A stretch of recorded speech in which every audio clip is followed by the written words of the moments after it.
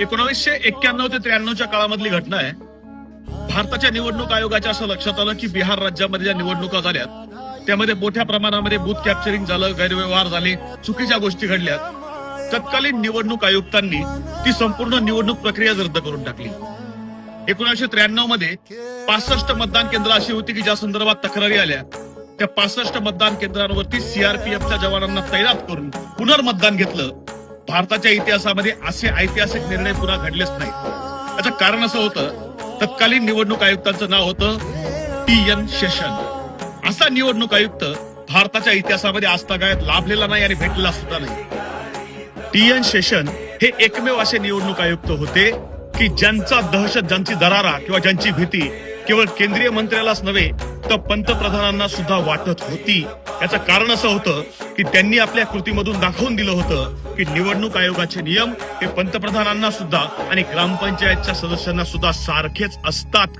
हे सगळं सांगायचं कारण असं की आज देशामधला विरोधी पक्ष महाराष्ट्र असेल किंवा बिहारच्या होणाऱ्या निवडणुका असेल या संदर्भात, वोट चोरीच्या संदर्भात मोठ्या प्रमाणात आंदोलन करत असताना, निवडणूक आयोगानं भूमिका घेणे गरजेचं असताना ज्ञानेश कुमार हे जे भारताचे मुख्य निवडणूक आयुक्त आहेत हे मूग गिळून शांत बसलेत.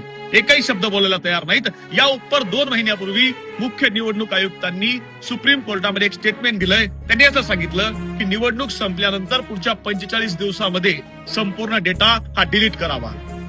का करावा समजत नाही, कारण शेकडो वर्षाचा डेटा सेव्ह करायची व्यवस्था आज उपलब्ध असताना केवळ 45 दिवसामध्ये निवडणुकीचा डेटा तुम्ही डिलीट का करताय? आणि यावर एका वकिलानं जनहित याचिका दाखल केल्यानंतर त्यांनी उत्तर दिलं, तुम्हाला सांगू शकत नाही की आम्ही डेटा का डिलीट करतोय. लपवण्याचं कारण काय आहे?